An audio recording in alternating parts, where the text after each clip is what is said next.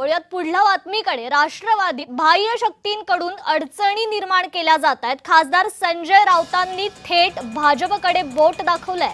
मोदी शहा बाह्य शक्ती आहेत, ते पक्षात अडचणी निर्माण करतायत असं राऊत म्हणाले। तर जयंत पाटील धर्मांधांसह जाणार नाहीत असाही वाच संजय राऊतांनी केला।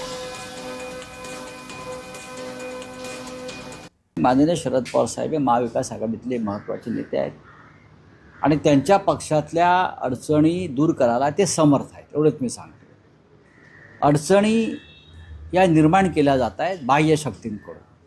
जसं पूर्वी भारतामध्ये काय घडलं की परकीय हात आहे असं म्हटलं जायचं, तसं या प्रत्येक अडचणीमागे विरोधी पक्षातल्या एक बाह्य शक्ती आहे। ती बाह्य शक्ती म्हणजे मोदी शहांची।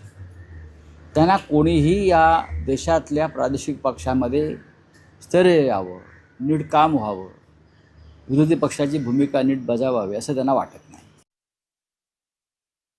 जातीय आणि धार्मिक धर्मांध शक्तींच्या बरोबर जयंतराव जातील असं त्यांच्या शत्रूंनाही वाटणार नाही।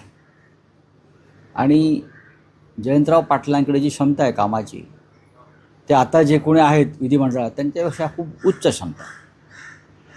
त्याच्यामुळे हे कुठल्या एखाद्या गटात वगैरे सामील होऊन ते काय वेगळा विचार करतील।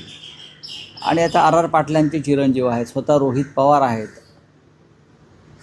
त्यानंतर असे अनेक आमदार 10, जरी संख्या 10 असेल तरी त्यांच्यातले बहुसंख्य आमदार हे याच विचाराचे आहेत, शाहू फुले आंबेडकर पुरोगामी विचाराचे।